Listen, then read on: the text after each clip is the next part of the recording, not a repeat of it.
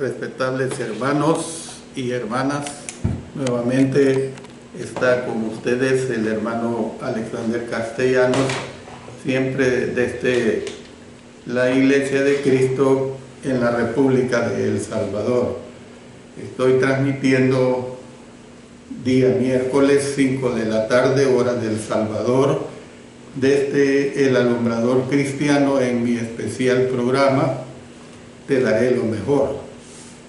Vamos siempre a pedir la dirección del Señor y posteriormente, como tengo acostumbrado, dar las indicaciones del mensaje. Oremos. Padre Celestial, te damos nuestros agradecimientos porque nos permites una vez más el poder predicar tu palabra, enseñar sobre todo de este tema tan importante como es la vida de Cristo. Gracias, Señor, por ello. Que sea siempre de mucha edificación para quienes escuchen y que tú recibas la honra.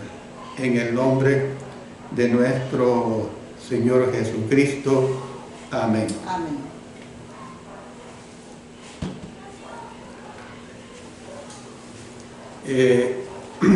Como ustedes saben, este día miércoles estamos estudiando la vida y ministerio de Cristo y estamos en la parte que corresponde al mundo al cual vino Cristo. Ahora vamos a ver la parte 5 y con esta parte vamos a terminar este capítulo referente al mundo al cual vino Cristo. De tal manera pues que siempre lo que voy a hablar es muy interesante y por supuesto apoyado con nuestras respectivas citas bíblicas referentes a lo que voy a decir. Ustedes saben que hemos visto los diferentes grupos religiosos que estaban en la época del Señor Jesucristo. Estos diferentes grupos, pues de una u otra manera, grupos religiosos me refiero, de una u otra manera tuvieron injerencia en ir y devenir de lo que Cristo realizó. Lo que vamos a ver ahora es referente a otras sectas, porque se habla precisamente de diferentes grupos religiosos. En los relatos del Evangelio se mencionan también otras sectas. Una de ellas la constituían los herodianos. Dice en Mateo 22:16, y le enviaron los discípulos de ellos con los herodianos, diciendo: Maestro, sabemos que eres amante de la verdad y que enseñas con verdad el camino. Luego también, miren lo que dice Marcos 8:15, y él les mandó diciendo: mirad, guardaos de la levadura de los fariseos y de la levadura de Herodes. Un activo grupo político que se dedicaba a poner a un Herodes en el trono sobre toda Palestina.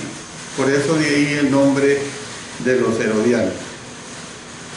Pero hablando de otro grupo, hablemos de los celotes, con Z. Los celotes eran un grupo de rebeldes judíos que se dedicaban a tratar de vencer a Roma con la espada. Uno que procedía de este grupo era llamado Simón y llegó a ser apóstol. Miren lo que dice en Mateo 10:4. Simón el cananista y Judas Iscariote, el que también le entregó. Luego en Marcos 3:18 dice a Andrés Felipe, Bartolomé, Mateo, Tomás, Jacobo, hijo de Alfeo, Tadeo, y luego se vuelve a mencionar a Simón el cananista. Entonces, vemos pues que hay suficiente fuerza para mencionarlo, pues. Sabemos por la historia secular que existía otro grupo religioso, los esenios. Este era un cuerpo de extremistas religiosos que se habían apartado de la sociedad. Pudieron haberse originado dentro de la secta de los fariseos. Hay quienes creen que la comunidad del Qumran, o sea, la fuente de los famosos rollos del Mar Muerto, estaba relacionada con los esenios. El nombre esenios no aparece en la Biblia. Que quede claro esto, el nombre esenios no aparece en la Biblia. Mencionamos este grupo tan solo para negar una afirmación que a menudo se oye en el sentido de que Juan el Bautista fue esenio, o de que al menos derivó de ellos su doctrina y prácticas. No hay ninguna prueba para confirmar esta afirmación, y más bien hay mucho que demuestra todo lo contrario. El Nuevo Testamento enseña que Juan, o sea, Juan el Bautista, ¿verdad?, fue enviado de Dios con el mensaje de Dios. Dice en el Evangelio de Juan 1:6, hubo un hombre enviado de Dios, el cual se llamaba Juan. Lucas 3:2 dice, y siendo sumos sacerdotes Anás y Caifás, vino palabra de Dios a Juan, hijo de Zacarías, en el desierto. Entonces, ¿qué es lo que podemos ver? Pues que además una comparación de las doctrinas y prácticas de los esenios con las de Juan revela muchas diferencias. Realmente no hay ninguna base pues para asociar a Juan el Bautista como que fue uno de los esenios. Esto es lo que podemos decir acerca de otras sectas. Pero ahora pasemos a ver las esperanzas mesiánicas que se daban en aquel tiempo. Mencionamos, si usted lo recuerda, cerca del comienzo de toda esta lección, cuando vimos la parte 1, que los judíos esperaban al Mesías de Dios. La palabra Mesías proviene de una palabra hebrea que significa el ungido. El equivalente en el idioma griego es Cristo. Dice en Juan 1:41, este halló primero a su hermano Simón y le dijo, hemos hallado al Mesías, que traducido es el Cristo. Entonces, el ungimiento se hacía pues para constituir a hombres en el sacerdocio y en otros oficios. Sin embargo, cuando un judío oía la expresión ungido de Dios, él la asociaba con un rey. Por eso miren, en el libro primero de Samuel, capítulo 10, versículo 1, dice, tomando entonces Samuel una redoma de aceite, la derramó sobre su cabeza y lo besó y le dijo, ¿no te ha ungido Jehová por príncipe sobre su pueblo Israel? Luego también aquí en 1 Samuel capítulo 24 verso 6, y dijo a sus hombres, Jehová me guarde de hacer tal cosa contra mi Señor, el ungido de Jehová, que yo extienda mi mano contra él, porque es el ungido de Jehová. Y pasando a Salmos 2, versículos 2 y 6, Se levantarán los reyes de la tierra y príncipes consultarán unidos contra Jehová y contra su ungido, diciendo, verso 6, pero yo he puesto mi rey sobre Sión, mi santo monte. También se propuso anteriormente en esta lección que para el tiempo cuando Jesús por fin vino, las expectativas por la venida del Mesías se habían elevado hasta el máximo. Y esto es lo que se puede observar en el entusiasmo de Simeón y de Ana, que le dieron la bienvenida al niño Jesús en el templo. Y esto está contemplado en Lucas capítulo 2, versículos 25 hasta el 38.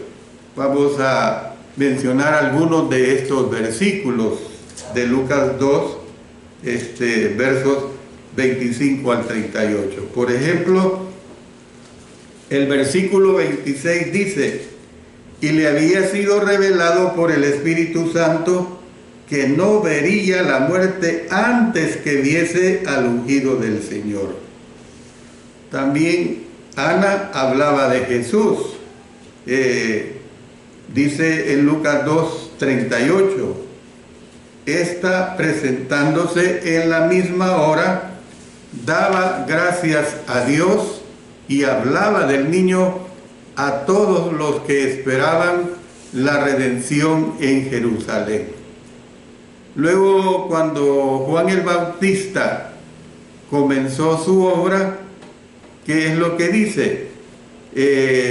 Por ejemplo, en Lucas 3:15, como el pueblo estaba en expectativa, preguntándose todos en sus corazones si acaso Juan sería el Cristo. Incluso los samaritanos creían que había de venir el Cristo. Miren lo que dice en Juan 4:25. Le dijo la mujer, sé que ha de venir el Mesías, llamado el Cristo. Cuando Él venga, nos declarará todas las cosas. También el caso de que a José de Arimatea se le describe como alguien que también esperaba el reino de Dios. Lucas 23:51. Este que también esperaba el reino de Dios y no había consentido en el acuerdo ni en los hechos de ellos. El anhelo pues de la gente en general puede observarse en el intento pues por hacer rey a Jesús. Dice en el Evangelio de Juan 6:15, pero entendiendo Jesús que iban a venir para apoderarse de él y hacerle rey, volvió a retirarse al monte él solo. Y también podemos ver en el entusiasmo demostrado durante la entrada triunfal en Jerusalén. Dice en Juan 12:13, tomaron ramas de palmera y salieron a recibirle y clamaban, Hosana, bendito el que viene en el nombre del Señor, el Rey de Israel. Entonces, ¿qué vemos? La venida del Mesías era aparentemente un tema favorito de conversación. Se conocían los detalles de su vida. Había de ser descendiente de David. Dice en Mateo 22:42, diciendo, ¿qué pensáis del Cristo? ¿De quién es hijo? Le dijeron, de David. Luego que había nacer en Belén. Mateo 2:5-6 nos dice, ellos le dijeron, en Belén de Judea, porque así está escrito por el profeta, y tú, Belén, de la tierra de Judá, no eres la más pequeña entre los príncipes de Judá, porque de ti saldrá un guiador que apacentará a mi pueblo Israel. Y también en Juan 7:42, no dice la Escritura que del linaje de David y de la aldea de Belén, de donde era David, ha de venir el Cristo.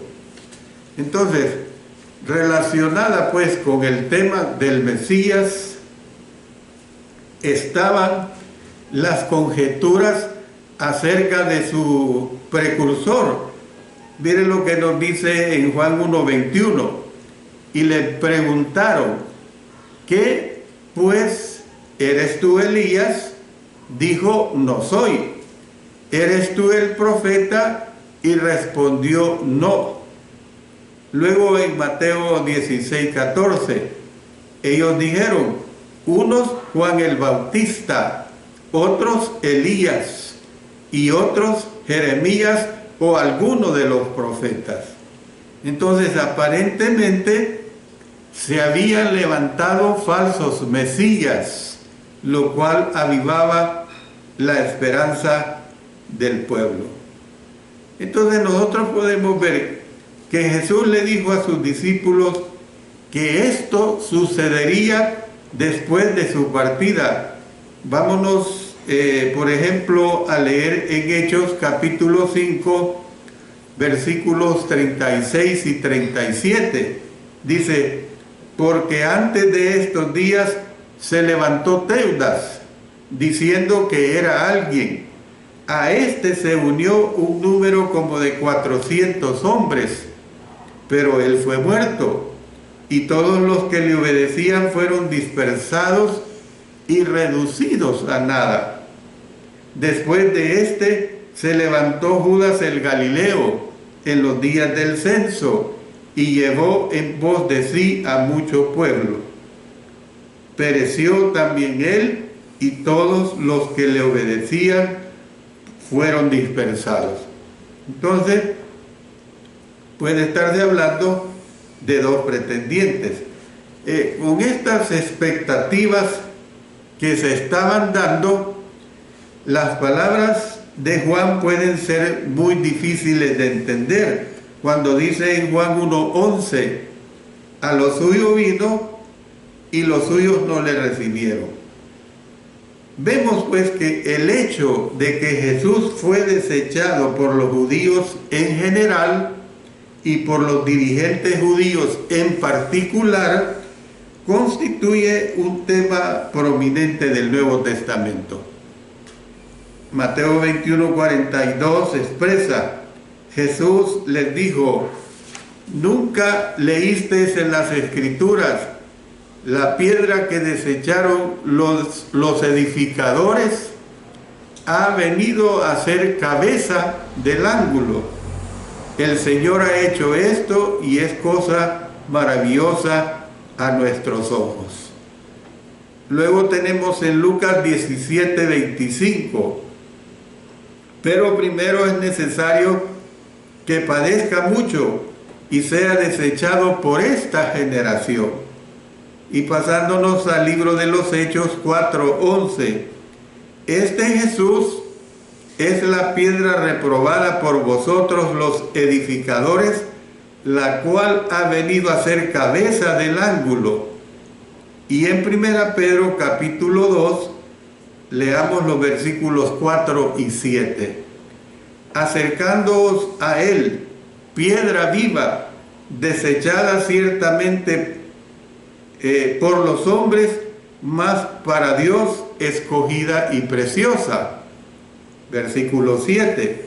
Para vosotros, pues, los que creéis, Él es precioso, pero para los que no creen, la piedra que los edificadores desecharon ha venido a ser la cabeza del ángulo. Entonces la interrogante es, ¿por qué no fue recibido Jesús como el Mesías que por tanto tiempo esperaron? Bueno, yo podría dar al menos una respuesta. Es que la gente en todas las etapas y épocas de la vida siempre ha sido de corazón duro, siempre han sido duros de cerviz. la gente, aun cuando ya llega el Señor, y esto lo vamos a ver en determinado momento en este estudio de la vida de Cristo, con las maravillas que Él hacía y había ya hecho, y ellos eran testigos, muchos de ellos, pues aún así no creyeron en Él. Entonces nosotros podemos ver pues que básicamente fue desechado porque los judíos tenían una noción preconcebida del Mesías, y Jesús no encajó en las ideas preconcebidas de ellos. El Antiguo Testamento enseñaba que el Mesías había de ser un rey enviado por Dios. Noten lo que dice en Isaías 9, versos 6 y 7. Porque un niño nos es nacido, hijo nos es dado, y el principado sobre su hombro, y se llamará su nombre admirable, consejero, Dios fuerte, Padre eterno, príncipe de paz.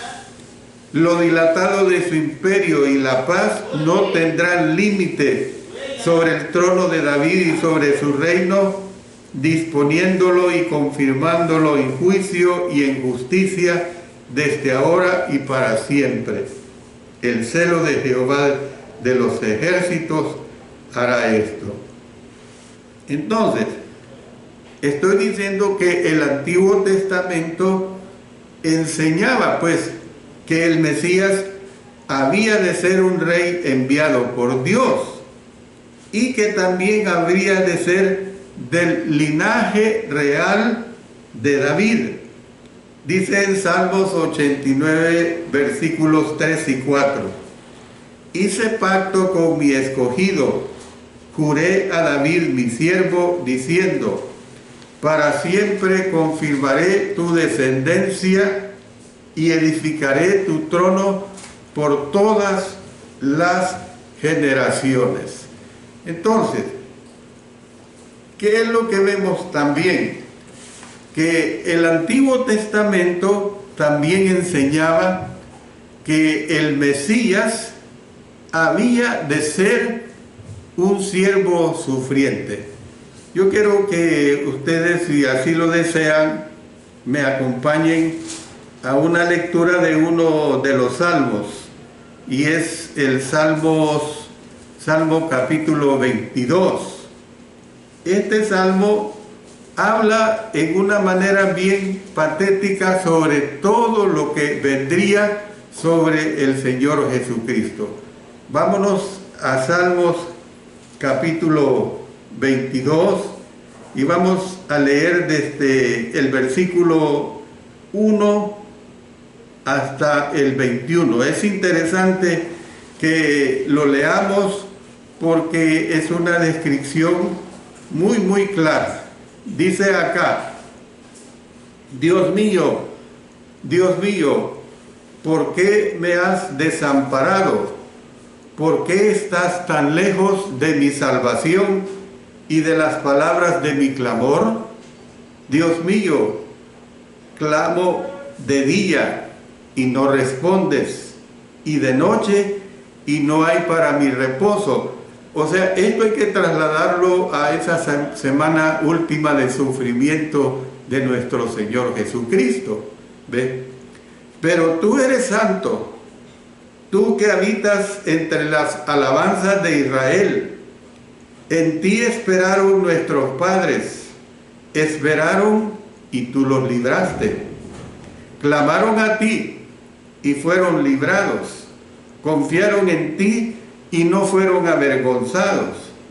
Mas yo soy gusano y no hombre, oprobio de los hombres y despreciado del pueblo. Todos los que me ven me escarnecen, estiran la boca, menean la cabeza diciendo: se encomendó a Jehová, líbrele él, sálvele. O sea, acuérdense cuando se burlaban de él, pues, puesto que en él se complacía. Pero tú eres el que me sacó del vientre, el que me hizo estar confiado desde que estaba a los pechos de mi madre. Sobre ti fui echado desde antes de nacer, desde el vientre de mi madre. Tú eres mi Dios. Miren qué hermoso. No te alejes de mí, porque la angustia está cerca, porque no hay quien ayude. Me han rodeado muchos toros, fuertes toros de Basán me han cercado. Abrieron sobre mí su boca como león rapaz y rugiente.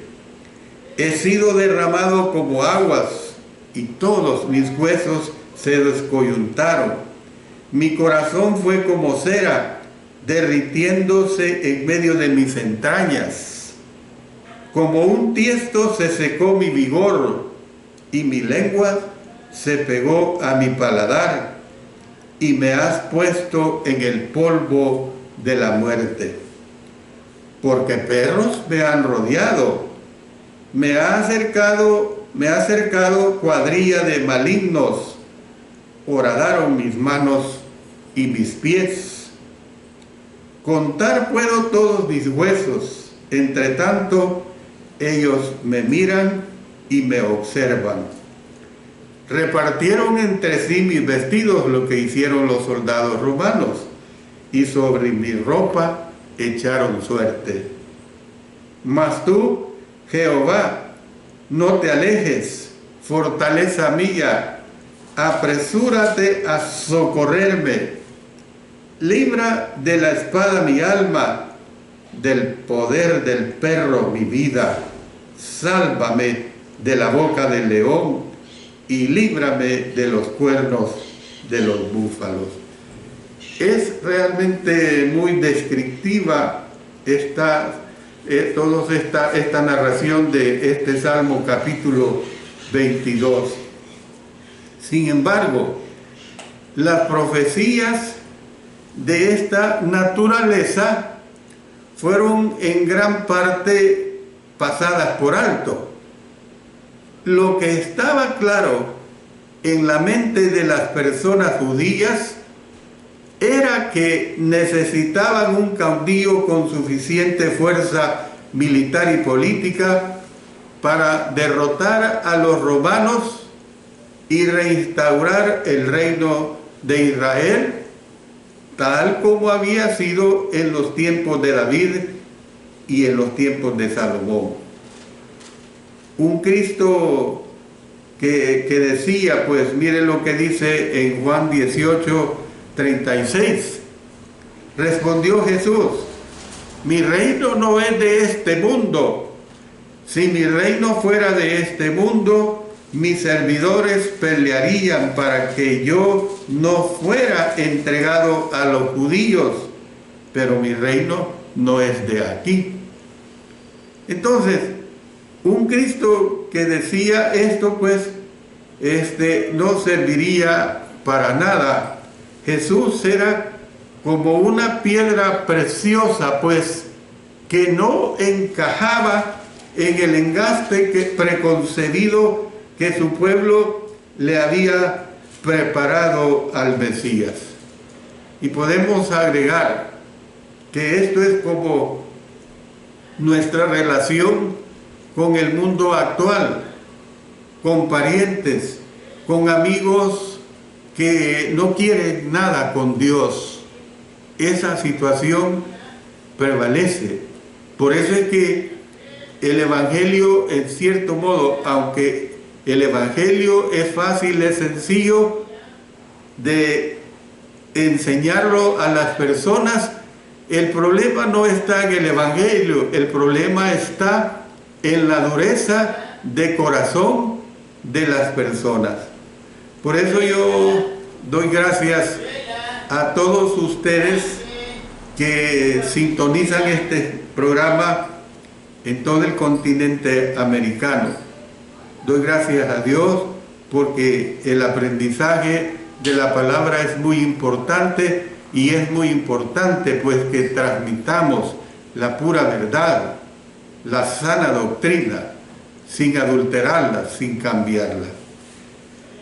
En conclusión podemos decir lo siguiente, una conclusión que voy a tomar en cuenta varios aspectos de este estudio que, como les he dicho, esta es la quinta parte, el mundo al cual vino nuestro Señor Jesucristo.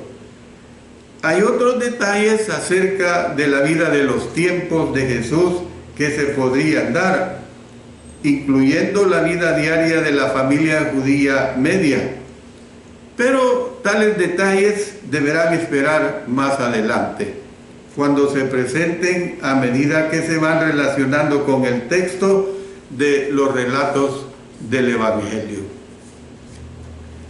En cuanto al mundo al cual vino Jesús, terminemos notando la profecía en el sentido de que el Mesías subiría como raíz de tierra seca. ¿Qué es eso de raíz de tierra seca? Usted sabe que nada florece donde la tierra, generalmente hablando, es tierra seca. Yo no me refiero a las plantas especiales del desierto, porque ese es un mundo muy aparte del género de la botánica, de la naturaleza. Mire lo que dice, por ejemplo, en Isaías 53:2. Subirá cual renuevo delante de él, y como a raíz de tierra seca, no hay parecer en él, ni hermosura. Le veremos más inatractivo para que le deseemos. Dios, hermanos y hermanas, había hecho preparativos para su venida. Esta es una realidad que está confirmada en la palabra de nuestro Dios. El apóstol Pablo nos dice en Gálatas 4:4, pero cuando vino el cumplimiento del tiempo, Dios envió a su Hijo, nacido de mujer y nacido bajo la ley. Pero ¿qué sucedió?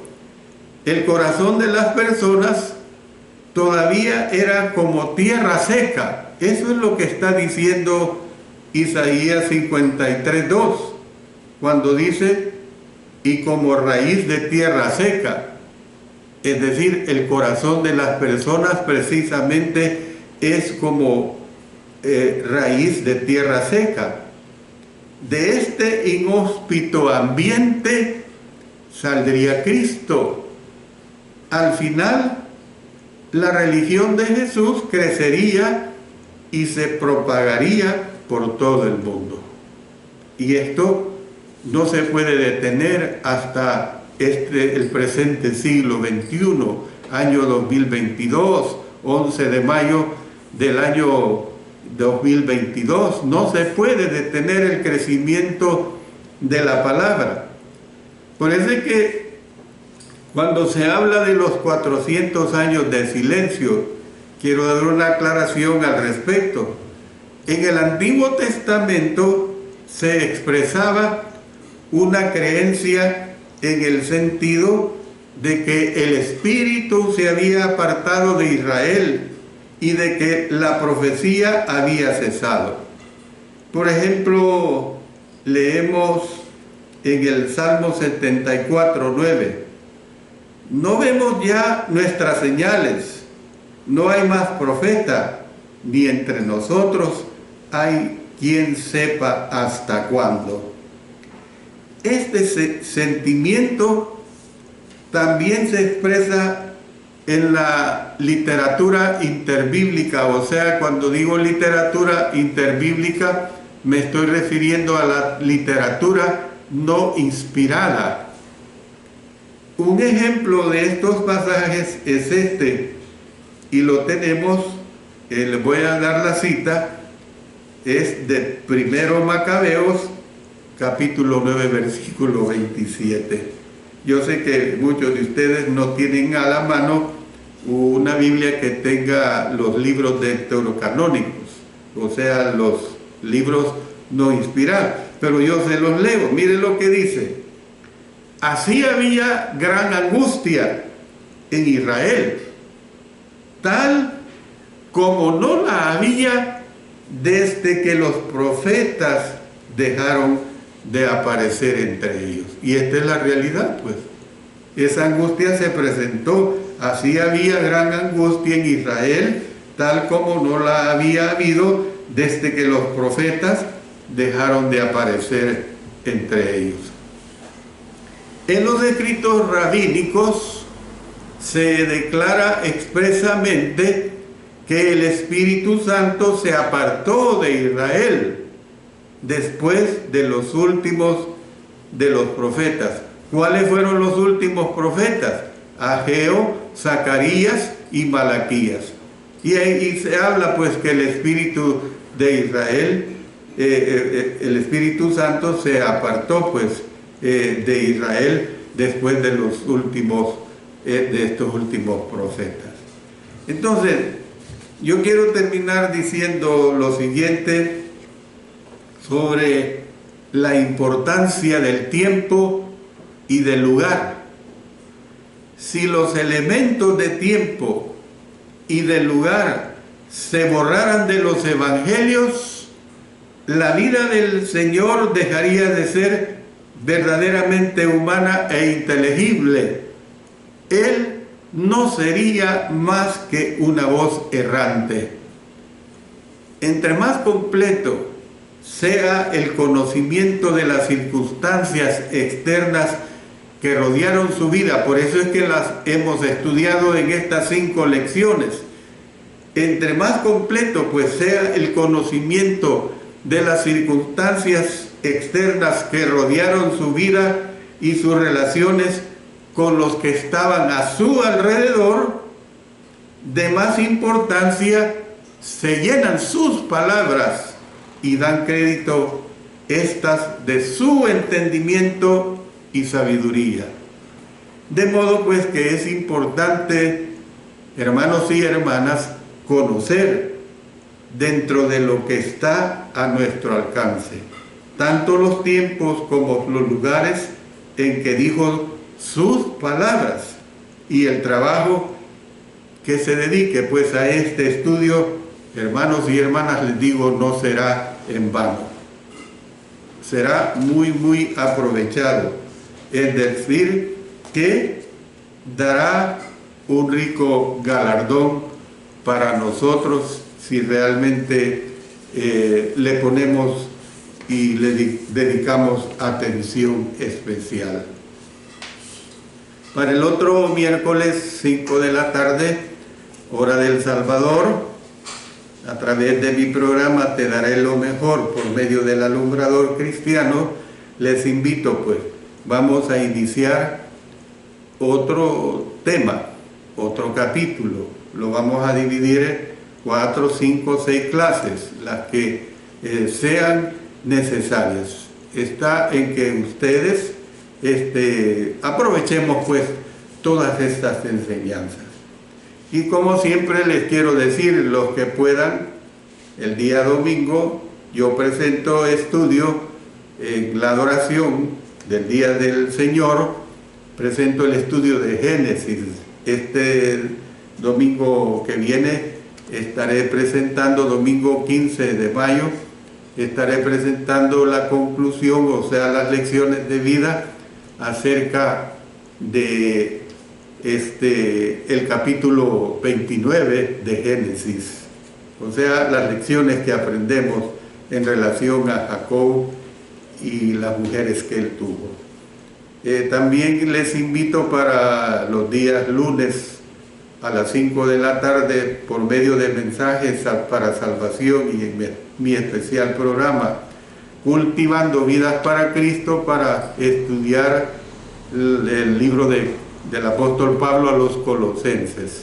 Y este día pues ya ustedes saben que estamos en el estudio hermosísimo de la vida y ministerio de nuestro Señor Jesucristo. Voy a terminar, siempre pongámonos en oración. Nuestro Padre Celestial, te agradecemos muchísimo por haber permitido pues enseñar otro mensaje edificante acerca de la vida y ministerio del Señor Jesucristo. Gracias por ello, Señor.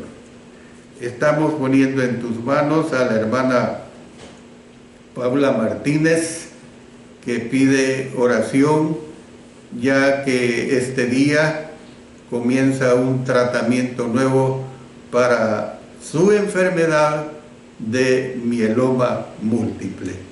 Que Dios ayude a nuestra hermana Paula Martínez a que pueda salir adelante en este tratamiento y que nuestro Señor le dé la sanidad.